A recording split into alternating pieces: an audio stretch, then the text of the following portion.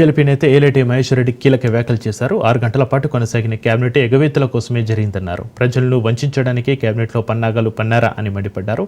ఇచ్చిన హామీలపై చర్చ జరపకపోవడం బాధాకరమన్నారు. 6 గంటల పాటు కొనసాగిన కేబినెట్ ఎగవేతల కోసమే అని ప్రశ్నించారు.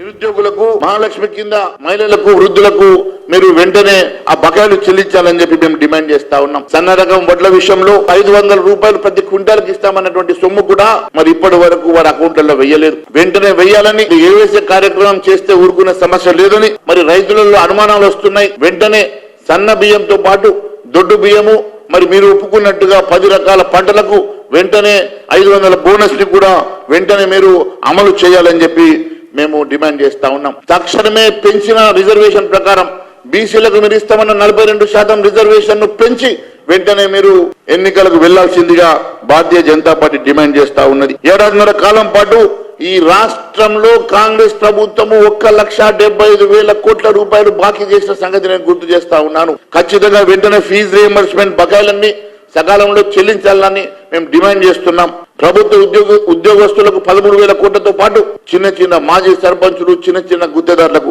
కేవలం మాజీ సర్పంచులకు 1,000 కోట్ల రూపాయలు, చిన్న సన్నకారు గుత్తేదారులకు కూడా 1,000 కోట్ల రూపాయలు బకాయి పడినటువంటి ప్రభుత్వం ఎందుకు ఎప్పటి లోపల ఇవన్నీ కూడా చెల్లిస్తుందో మరి దాని మీద కూడా ఒక స్పష్టత మీ క్యాబినెట్ మీటింగ్ లో తీసుకోవాల్సిందిగా మేము డిమాండ్ చేస్తా ఉన్నాం. కేసీఆర్ కుటుంబాన్ని కేసులు పెట్టకుండా వారి మీద విచారణ ఇవ్వకుండా సిబిఐకి మీరు ఇవ్వకుండా గతంలో సిబిఐ ఎంక్వైరీ ఇవ్వాలని చెప్పి డిమాండ్ చేసిన కాంగ్రెస్ పార్టీ నాయకులు ఈ రోజు అధికారంలోకి వచ్చిన తర్వాత ఎందుకు సిబిఐ ఎంక్వైరీకి మీరు ముందుకు రావడం లేదో మరి ఖచ్చితంగా చెప్పాలని చెప్పి మేము డిమాండ్ చేస్తా ఉన్నాం. కేసీఆర్ సర్కారు చేసినట్టుగానే అక్రమాలు అవినీతిలో మాత్రమే రేవంత్ ప్రభుత్వం పోటీ పడుతున్నట్టు కనిపిస్తుంది తప్ప